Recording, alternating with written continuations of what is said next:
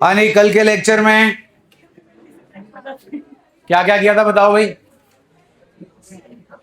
Terminology बता दो जो कल की थी।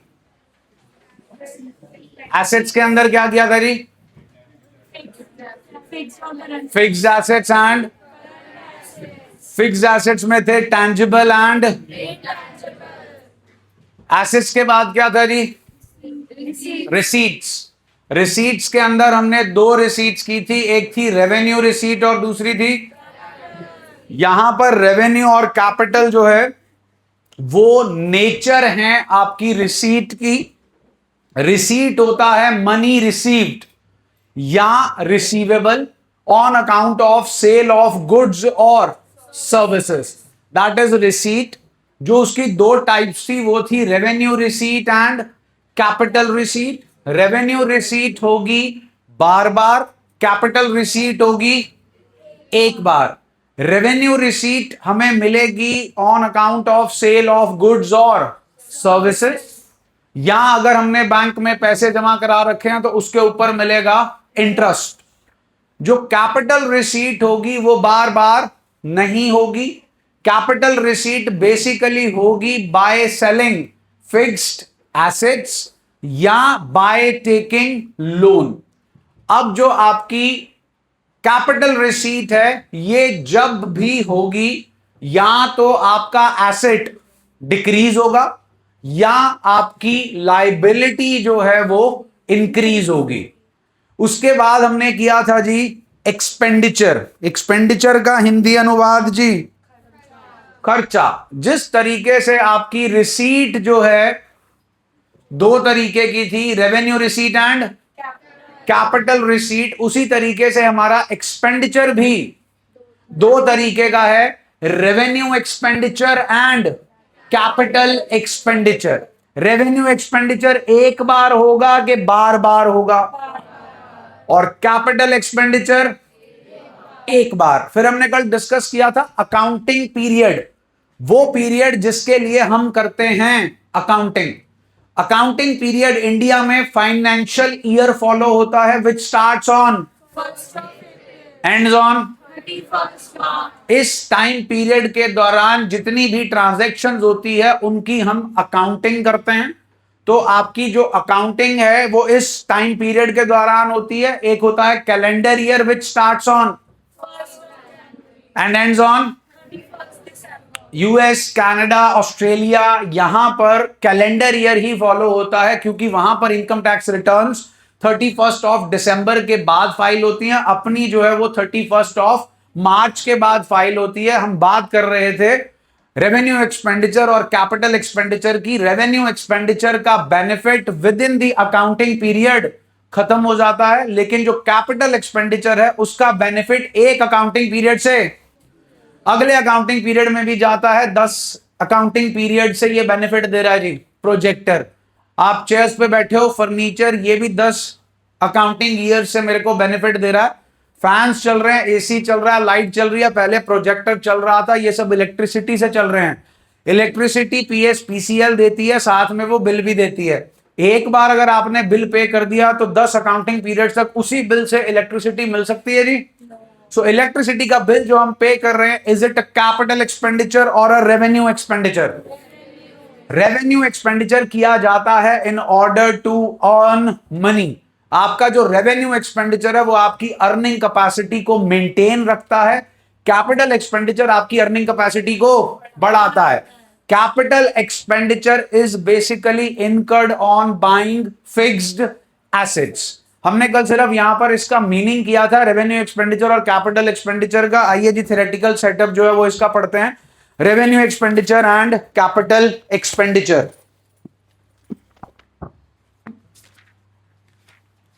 नोट्स हैं जी आपके पास, प्लीज खोलिए page number 2.6। 2.6 page. Expenditure is the amount spent or liability incurred for purchasing goods or taking. Expenditure may be categorized into capital expenditure and पहला है जी हमारे पास कौन सा expenditure? It is an expenditure incurred to purchase or improving the existing, which will increase the earning capacity of the, that is, will give benefit of enduring nature. It may be incurred to purchase और example दे रखा है जी, हमने machine खरीदी है कितने की, to manufacture 5 lakh is a purchase of furniture, computer etcetera are also examples of. अगले पेज पे आता है जी कौन सा expenditure, revenue expenditure is the expenditure incurred the benefit of which is consumed और exhausted within the accounting period. It has direct relationship with or with the, for example, goods costing how much, 10,000 are sold, 10,000 is what, staff is paid a salary of how much, it is a revenue expenditure as its benefit is exhausted within the same accounting period. other examples are rent, electricity expenses, telephone expenses etc। Clear हो गया जी, ये था कल का काम जी, उसका आपको brief overview दे दिया। What's the next term, Expense. सुना नहीं थे, Expense. हिंदी अनुवाद, द मीनिंग ऑफ एक्सपेंस, सुना नहीं थे, मीनिंग ऑफ एक्सपेंडिचर, फिर expenditure and expense both are same और डिफरेंट। एक्सपेंडिचर जो था जी हमारे पास वो दो तरीके का था, one is and the other one is. फिर आता है हमारे पास एक्सपेंस, ध्यान से सुनिएगा, expense is the cost incurred, expense is the two earn revenue, वो खर्चा जो आप कर रहे हो ताकि पैसे कमा सको इज नोन एज एक्सपेंस। मेरे expenses please, electricity expenses, electricity का बिल, वाईफाई का bill, rent of this floor, stationery expenses, staff की सैलरी, वाटर जो बिस्लरी की बोतल है, स्वीपर की सैलरी, कार का petrol diesel. White board is not an expense, white board is an asset. वो ऑलरेडी खरीदा हुआ है, इसको भी बहुत साल हो गए, उसको भी हो गए, उसको भी हो गए। हाँ जी, ये सब मेरे क्या हैं, एक्सपेंसेस। इनका एक और नाम है जी, फिर ये जो मैंने आपको एग्जांपल्स दिए यही एग्जांपल एक्सपेंस के हैं और यही एग्जांपल रेवेन्यू एक्सपेंडिचर के हैं। Both are one and the same thing. So आप रेवेन्यू एक्सपेंडिचर को एक्सपेंस भी कह सकते हैं, but capital expenditure is not expense. What is capital expenditure, asset. What is capital expenditure, आपने ये खरीदा, ये एसेट है, इस एसेट को खरीदा। अगर एसेट खरीदोगे तो क्या होगा, कमाई के खर्चा। जब खरीदोगे कमाई होगी, खर्चा होगा। उस खर्चे की नेचर क्या है, रेवेन्यू के कैपिटल, दैट्स इट जी। आइए expense, expense is the cost incurred. आगे जी, it is a value which has during the, आप एक बार खर्चा करोगे, आपका जो उससे आपको बेनिफिट मिलेगा वो with in the accounting period खत्म हो जाएगा। जितने मैंने आपको एक्सपेंसेस दिए, इलेक्ट्रिसिटी का बिल, टेलीफोन का बिल, स्टाफ की सैलरी, रेंट, एक बार पे करूंगा, बेनिफिट सिर्फ 30 डेज 31 डेज के लिए मिलेगा। Again I have to make the payment. पढ़ो जी, cash payment such as salaries, wages, rent etcetera. बाकी छोड़ दो जी, बाकी अभी आपको समझ नहीं आएगा। Turn the page, 2.8 page, what's the new term? हाँ जी, what's the new term? Revenue। एक तो बोर्ड पे भी लिखा हुआ है रेवेन्यू, ये रहा। ये रेवेन्यू और जो आप टर्म पढ़ रहे हो रेवेन्यू, आर बोथ सेम और डिफरेंट? हाँ जी। इस रेवेन्यू का मतलब क्या, नेचर। यहां पर रेवेन्यू का मतलब है बार बार होने वाला, यहां पे कैपिटल का मतलब है money introduce by owner into the business, के एक बार होने वाला खर्चा। इसका benefit with in accounting period expire हो जाएगा, इसका benefit with in accounting period expire नहीं होगा। तो जो अब आप टर्म पढ़ रहे हो रेवेन्यू, वो क्या है, आप सब क्या दोगे मेरे को कॉम्पनसेशन के तौर पे, फीस। क्या दोगे, फीस। आपने फीस दी, मैंने बैंक में जमा करा दी, मेरा सरप्लस बैंक में पैसा पड़ा था, करंट अकाउंट में मैंने पैसे जमा कराए, करंट अकाउंट में आपको लीस्ट इंटरेस्ट मिलता है बैंक की तरफ से। मैंने 5 लाख निकाल कर एफडी करा दी। क्या करा दी? एफडी, फिक्स्ड डिपॉजिट, 5 साल की करा दी। कितने की? जितनी ड्यूरेशन ज्यादा होगी उतना रेट ऑफ इंटरेस्ट ज्यादा मिलेगा। चलो 5 लाख की एफडी करा दी, 8.5% मेरे को इंटरेस्ट मिल रहा है, 8.5%। What is interest for me? 5 lakh का 8% होता है 40,000 रुपया जी, तो 8% ही पकड़ लो। तो 40,000 क्या है जी? मेरा कमाई है कि नहीं जी? 40,000 मेरे पास, मेरा पैसा मैंने बैंक को दे दिया, भैया तू यूज कर ले, मेरे को साल का 8% क्या दे दे? इंटरेस्ट। तो मेरे को इंटरेस्ट इनकम कितनी मिलेगी? 40,000। आपसे जो इनकम मिल रही है वो अलग है और इंटरेस्ट वाली इनकम अलग है। इन दोनों को मिलाकर क्या बनता है? रेवेन्यू। क्या मिलता है?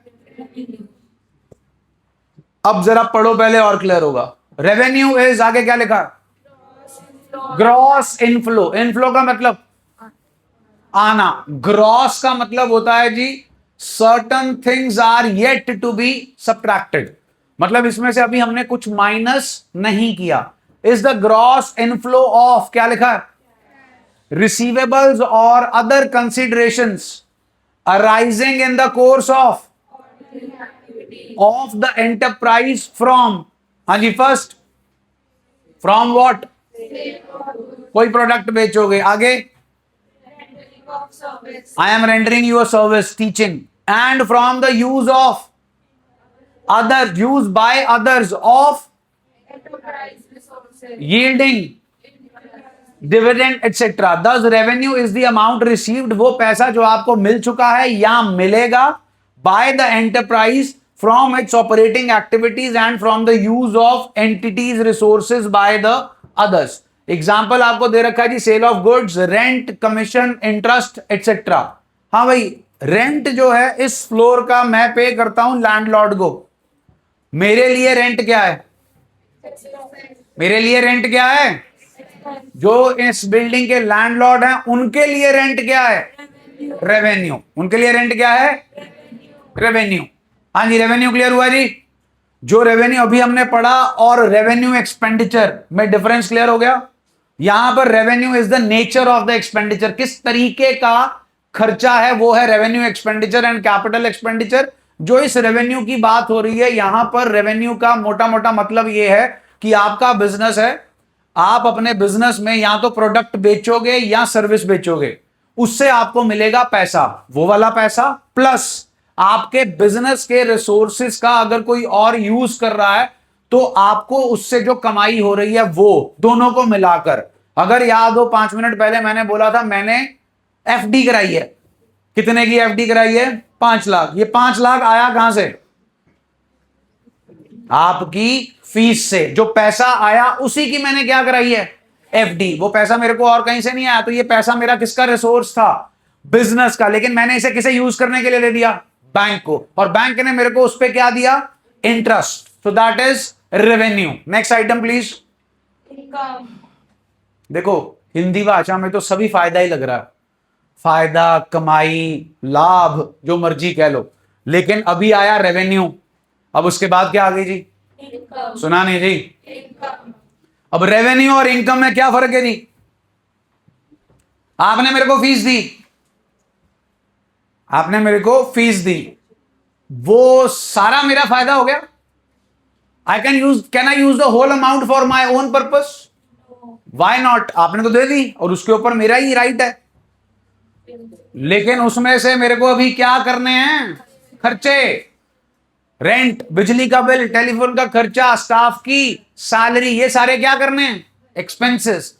तो जो आपने मेरे को फीस दी, मैं फिर से बोल रहा हूं, revenue is the money received या receivable from the sale of goods और सर्विसेज, वो रेवेन्यू है। लेकिन आपने, ये तो मैं आपको सर्विस की बात बता रहा हूं, आप में से बहुत सारे बिजनेस फैमिलीज को बिलोंग करते हैं और आप कोई ना कोई प्रोडक्ट बेचते होगे। लेट अस सपोज आप साइकिल ही बनाकर बेचते हो, तो अगर आप साइकिल बनाकर बेचते हो तो साइकिल को बेचकर सपोज करो 1 महीने में आपके पास आए 25 लाख रुपए, तो 25 लाख रुपए है आपका रेवेन्यू। क्या है? साइकिल चोरी का नहीं है, साइकिल आपने खुद बनाया था, उसमें से कुछ पार्ट्स आप खुद बनाते थे, कुछ पार्ट्स आप बने बनाए खरीदते थे। एक साइकिल में 1000 से ज्यादा पार्ट्स लगते हैं छोटे छोटे, तो सारे के सारे पार्ट्स आप नहीं बनाते, कुछ पार्ट्स आप खरीदते हो। जब आपने साइकिल को मैन्युफैक्चर किया उसमें क्या लगी? कॉस्ट। क्या लगी? तो इनकम जो है वो रेवेन्यू नहीं है, इनकम है revenue minus expense. That is known as income. That is known as. तो इनकम बेसिकली वो पैसा है जो आपका है, जिसे आप यूज कर सकते हो। बेसिकली इनकम जो है वो रेवेन्यू में से एक्सपेंस को माइनस करके आती है। आइए जी, इनकम पढ़ो जी, क्या लिखा? Income is the Profit. earned during an, in other words, income is the excess of over. It is a broader term than and includes profits from other than its. What is my operating activity? Operating activity का मतलब, activity समझ आ गई? Right now an activity is going on. The name of that activity is teaching. What teaching is for me? Operating activity, because I do that day in and day out. My principal source of revenue is teaching. आपका business है, आप T shirt बनाकर बेचते हो, तो जो T shirt बनाकर आप बेच रहे हो that is your operating activity. जो इनकम है उसमें ऑपरेटिंग एक्टिविटी से होने वाला फायदा भी इंक्लूडेड होता है, और अलग से जो इनकम्स आ रही हैं उसका भी जो है बेनिफिट इंक्लूडेड होता है। सपोज करो आपका बिजनेस है, अच्छा चल रहा है, और भले टाइम पर आपने एक बिल्डिंग खरीद ली थी। आज उस बिल्डिंग को आपने किस पे दे दिया? रेंट पे। आपका काम है टी शर्ट बनाना और बेचना। टी शर्ट बनाकर बेच रहे हो, वहां से पैसा आ रहा है, पैसे में से आप खर्चा माइनस कर रहे हो, प्लस आपने जो बिल्डिंग बनाई थी जिसे लेट आउट कर रखा उसके ऊपर आपको क्या मिल रहा है? रेंट। तो रेंट भी ऐड कर लो जी, और रेवेन्यू में से एक्सपेंस भी माइनस कर लो। इन सबको मिलाकर क्या बनेगी? इनकम। आ जाओ एग्जाम्पल। कितने के गुड्स हैं? What's the cost of the goods? कितने में बेच रहे हो? तो कितने का फायदा हुआ? 6000। बैंक में आपने क्या डिपॉजिट कर रखा? बैंक में 2000 ने डिपॉजिट कर रखा। बैंक में आपने जितना भी पैसा डिपॉजिट कर रखा था उसके ऊपर आपको कितने का इंटरेस्ट मिला? 2000। सो 6 + 2 कितना हो गया जी? What is 8000? Income. What is 8000? Income. What is 8000? Income. So that is income. अगला वर्ड क्या है जी? क्या है जी अगला वर्ड? हाँ जी, अब आप बताओ, रेवेन्यू और इनकम सेम है? रेवेन्यू और इनकम सेम है? इनकम और प्रॉफिट सेम है? अभी उतनी जो है वो आपको अकाउंटिंग की नॉलेज नहीं है, इसलिए मैं आपको कंफ्यूज करूंगा भी नहीं। याद हो अगर कल आपको बता, चलो फिर से पूछ रहा हूं जी, रेपिटेशन है कई बार। अपनी बुक का नाम ही बता दो।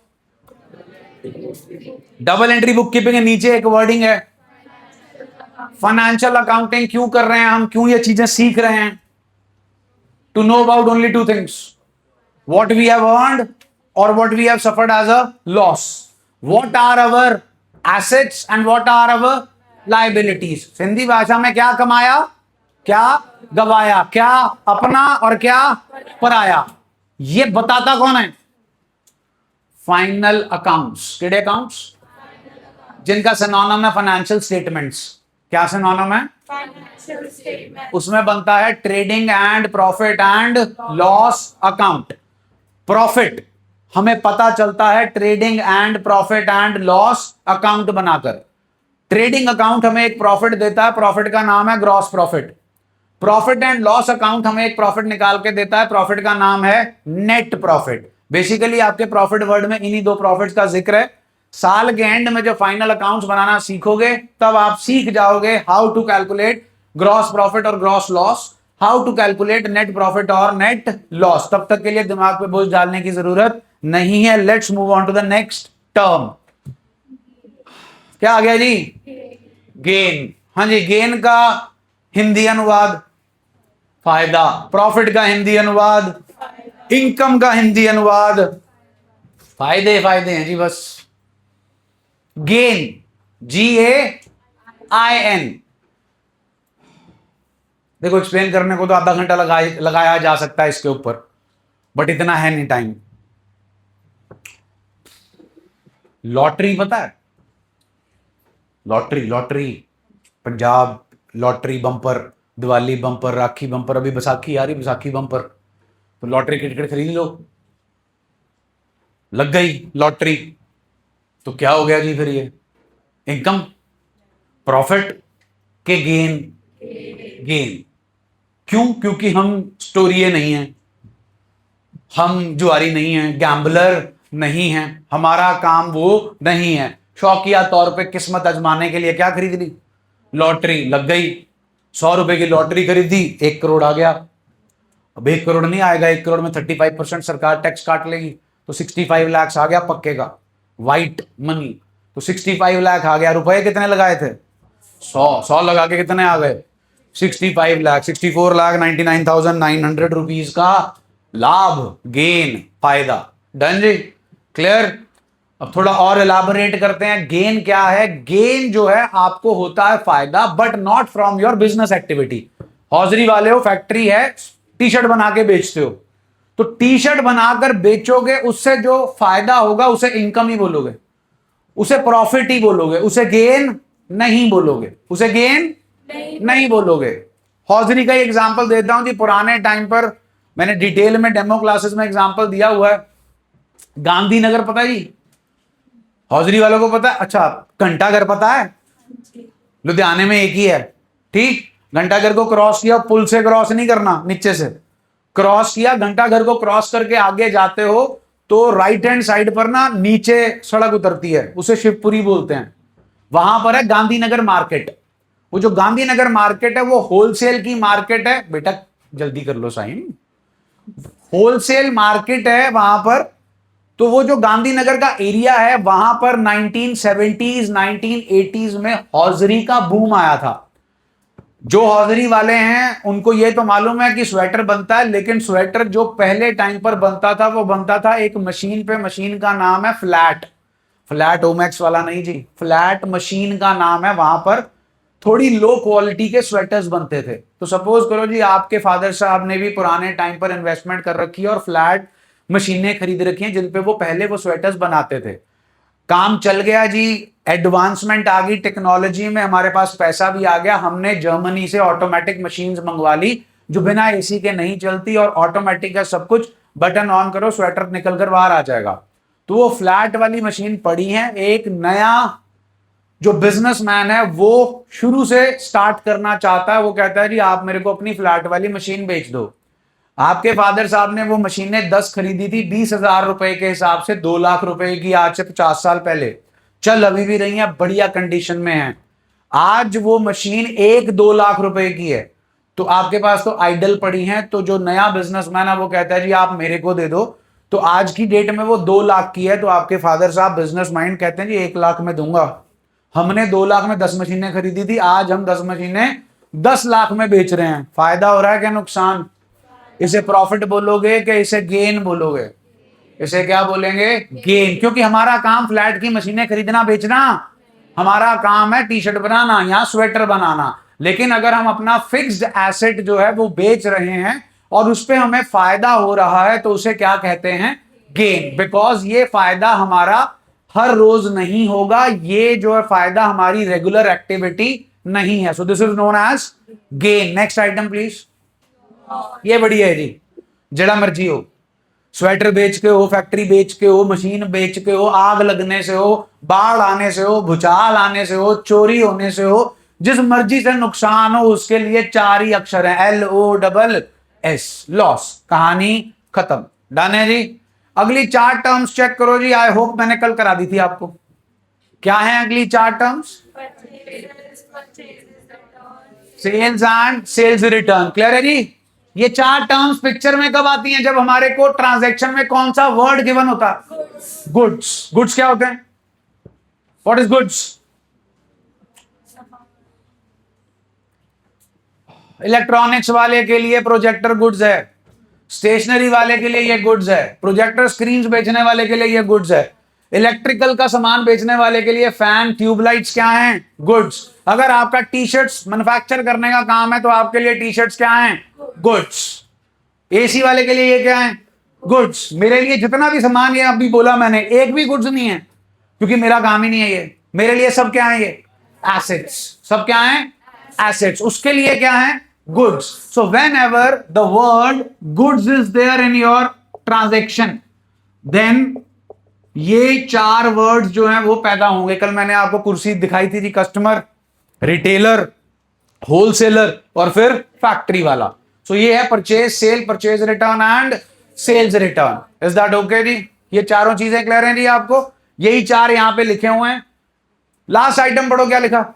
Revenue from operations. ये थोड़ा सोफिस्टिकेटेड मैनर में लिखा हुआ है, रेवेन्यू फ्रॉम ऑपरेशंस, लेकिन इसका मतलब है ये. क्या लिखा है? Not sale. नॉट नहीं बेटा, नेट सेल्स. केडी सेल्स? सेल्स कितने तरीके की होती है? कैश और क्रेडिट. या तो पैसा मिल जाएगा या पैसा बाद में मिलेगा. हमने 10 लाख की कैश सेल की, 5 लाख की क्रेडिट सेल की, टोटल सेल्स कितने की हो गई? 10 लाख की कैश सेल की, 5 लाख की क्रेडिट सेल की, टोटल सेल्स कितने की हो गई? उसमें से 1 लाख का सामान हमें वापस आ गया. तो अब कितने की सेल हुई? 14 lakh. What is 14 lakh? Net sales. अब ये रेवेन्यू फ्रॉम ऑपरेशंस जो है 12 स्टैंडर्ड में जाकर कंपनी फॉर्म ऑफ ऑर्गेनाइजेशन में यूज होता है. 11 स्टैंडर्ड में इसका कोई यूज जो है वो नहीं है. 2.10 पेज. What's the top? सुना नहीं जी? पढ़ लो. Goods are items of trade that are और to be. The term applies to all the items making up the और purchase of. Stating differently, they are stock in trade of an purchased or manufactured with the purpose of for an enterprise dealing in home appliances such as TV, fridge, AC, etc. are goods, and for a stationer, stationery is goods. Next item, please.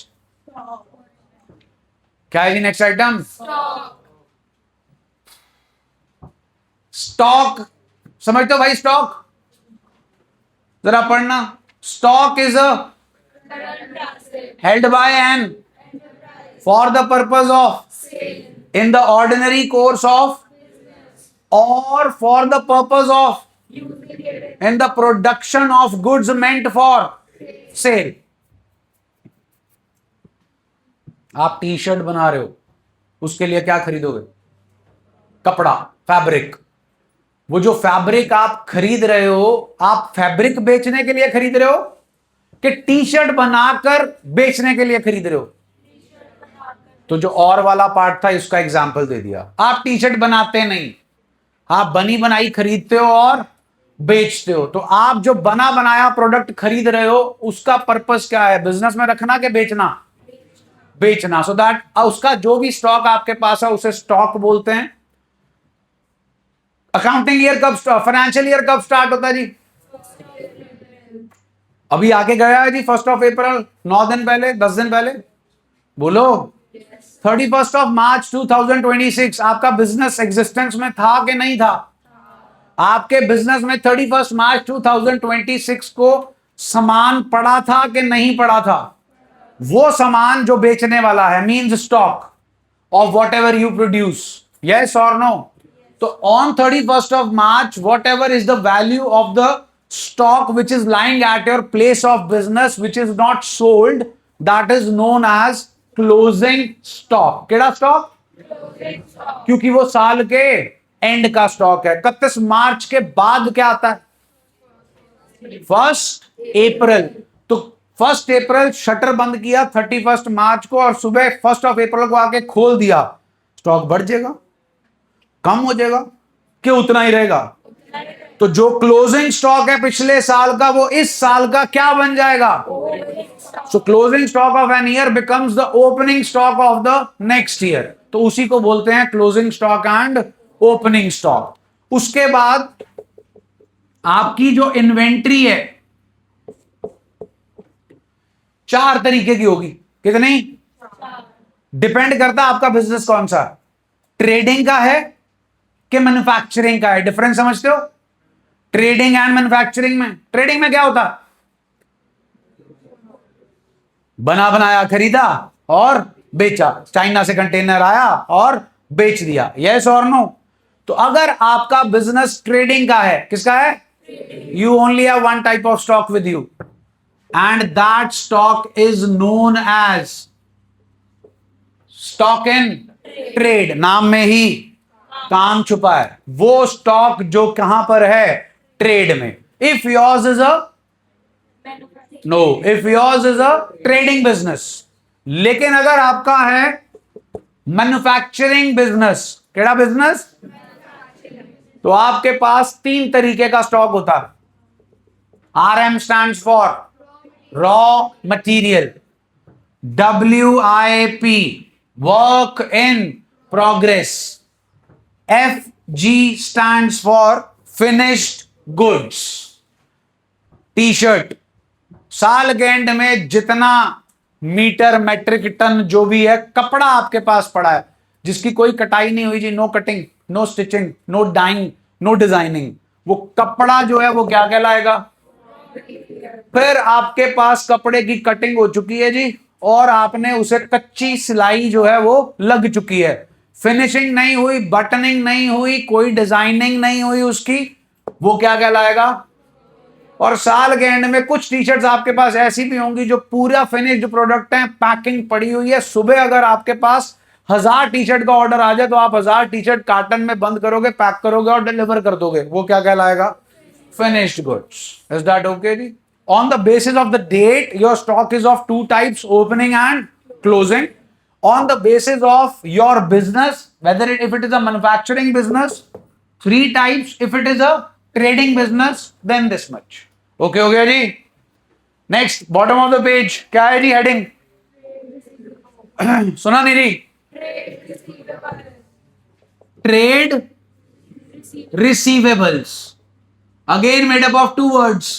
One is and the other is receivable का मतलब पैसा मिल गया कि मिलेगा, सुना नहीं जी?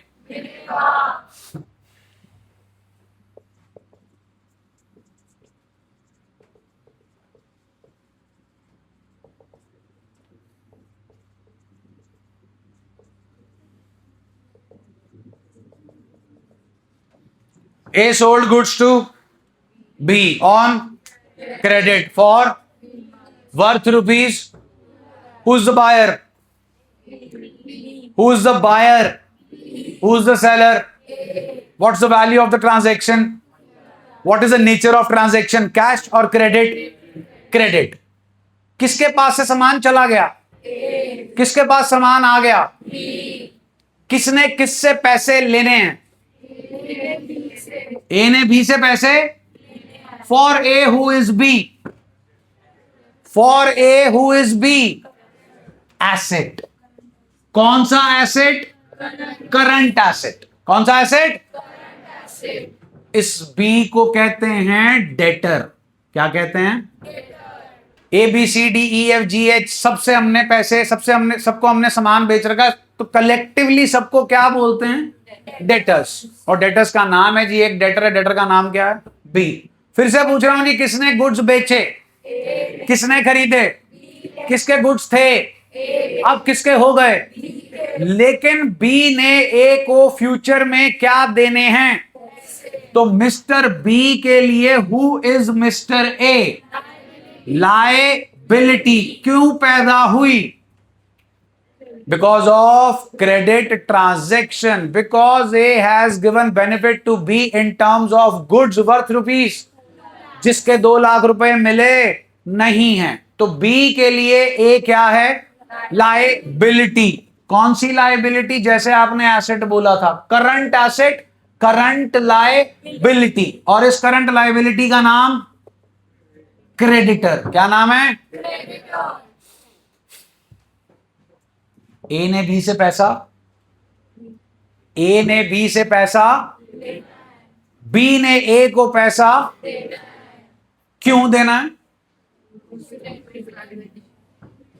What is happening between A and B, trade of goods और services, goods. अब इस ट्रेड की वजह से ए ने बी से पैसे लेने हैं, उसे क्या बोलते हैं, रिसीवेबल। क्या बोलते हैं, रिसीवेबल का नाम डेटर। एक और टर्म होती है, मैं अभी बता रहा हूं, मीनिंग बाद में बताऊंगा, BR, BR stands for bills receivable. Please repeat, simple meaning बता देता हूं, ज्यादा डिटेल में जाने की लोड़ नहीं, क्योंकि आपका सीबीएसई भी ज्यादा डिटेल में नहीं जाता। इस पर्टिकुलर वर्ड के लिए एक पूरा चैप्टर था आज से 3-4 साल पहले तक, और वो चैप्टर इन्होंने हटा दिया है। चैप्टर का नाम होता था बिल्स ऑफ एक्सचेंज। क्या नाम होता था? Bills of exchange. अगर मेरा डेटर मेरे को लिखती में लिख के दे दे तो वो बन जाता है बिल रिसीवेबल। तो कलेक्टिवली इन दोनों चीजों को क्या कहते हैं? Trade receivable. क्या कहते हैं? Trade receivable. बी के लिए ए कौन है? लाइबिलिटी का नाम? Creditor. बी के लिए ए लाइबिलिटी क्यों पैदा हुआ था? Because of trade. अब बी ने ए को पैसे लेने हैं ए से कि देने हैं? उसे बोलते हैं ट्रेड पेबल। क्या बोलते हैं? वो पेबल्स जो पैदा हुए हैं बिकॉज ऑफ ट्रेड। पेबल का मतलब अभी तक पैसा पे नहीं किया, फ्यूचर में पे करेंगे। जैसे आपके डेटर और बिल रिसीवेबल कलेक्टिवली कहलाते हैं ट्रेड रिसीवेबल, वैसे ही क्रेडिटर और बिल्स पेबल कलेक्टिवली कहलाते हैं ट्रेड पेबल। उसी के लिए वर्ड डिराइव हुआ है trade receivable and trade payable. Otherwise the word which normally goes is creditor and debtor. हाँ जी, क्या किया जी आज? जल्दी बताओ। आज की टर्मिनोलॉजी कहां से स्टार्ट हुई थी? एक्सपेंस। एक्सपेंस का सिनोनिम दे दो। Revenue expenditure. एक्सपेंस के बाद क्या आया जी? एक्सपेंस के बाद क्या आया जी? रेवेन्यू। रेवेन्यू आया जी, पैसा आ गया या आएगा on account of sale of goods and other income. Revenue के बाद क्या आया जी? इनकम में आपके बिजनेस की इनकम भी आ गई जी और एक्स्ट्रा इनकम भी आ गई। फिर प्रॉफिट के लिए वर्ड आया ग्रॉस प्रॉफिट एंड प्रॉफिट के बाद क्या आया जी? गेन। बता दिया जी आपको गेन क्या है। गेन का ऑपोजिट। उसके बाद आया जी गुड्स। गुड्स से रिलेटेड आई 4 terms, purchase, sale, purchase return and sales return. गुड्स के बाद क्या है जी? स्टॉक आपको बता दिया जी, opening, closing, raw material, work in progress, finished goods and stock in trade. उसके बाद क्या है जी? Trade receivable and trade payable. चलिए जी, on the verge of finishing है आपका ये चैप्टर। 10-15 मिनट में जो बाकी की टर्म्स हैं वो खत्म हो जाएंगी, एंड फिर इन्हीं टर्म्स की आपसे नॉलेज टेस्ट करेंगे कि आपको इन टर्म्स का कोई मतलब भी समझ में आया है कि नहीं। That will take place on Monday, coming Monday. अब आप में से कौन है जी जो डेमो क्लासेस जिन्होंने लगाई हुई हैं Wednesday, Thursday, Friday, Saturday last week? Enjoy, आपकी छुट्टी कल और परसों। डन। हाँ जी, अब वो बताओ जिन्होंने इस वीक में, ये जो प्रेजेंट वीक है जो मंडे से स्टार्ट हुआ था, इसमें मंडे, ट्यूसडे, वेडनेसडे कुछ नहीं किया, छुट्टी पे थे। हाँ जी, अब ध्यान से सुनो, वेलकम सारे ही हो जो भी आना चाहता है। 3 से 4, 3 से मंडे से लेकर फ्राइडे तक जो हुआ है उसका brief, short and crisp, so that आप मंडे को क्लास में बैठने लायक हो, whether it is your first day, second day, third day और फोर्थ डे। सिर्फ 3 से 4 कल वो क्लास है, तो जो भी आना चाहता है मोस्ट वेलकम। उस क्लास के बाद आप लोग मंडे को जब क्लास में बैठोगे आपको ऐसा नहीं लगेगा कि ये कॉन्सेप्ट हमें नहीं आता। तो वो सारे वेलकम हैं जो कुछ भी मिस कर चुके हैं। हाँ, किसी ने रिकैप्चुलाइजेशन करनी है, रिवीजन करनी है, यू आर मोस्ट वेलकम। तो आपको उस तरीके से कराया जाएगा कि आपको सारी चीजें जो हैं वो समझ में आ जाएंगी। आपका कोई फ्रेंड है अभी तक ट्यूशन नहीं लगे, स्पेसिफिकली एक ही स्कूल है अपने शहर का जो अभी तक नहीं लगा है ट्यूशन, क्योंकि वो स्कूल खुला ही नहीं है। ठीक है, सराबा नगर कॉन्वेंट, रोज 5-5, 10-10 फोन आ रहे हैं जी, कब भेजें कब भेजें। तो प्लीज स्प्रेड द वर्ड। अगर उन्होंने आना है तो कल आ जाएं 3 से 4। केवीएम वाले भी इनवाइटेड हैं। केवीएम खुल गया जी 15 को, 16 को, 15। तो केवीएम वाले भी होंगे तो उनको भी बोल दीजिए 3 से 4। जिनको लगता है हमें ये सारा कुछ आता है, चिल करो 2 दिन and will meet on Monday. और जो डिसाइड कर चुका है पढ़ना है, भाई पैसे दे दो,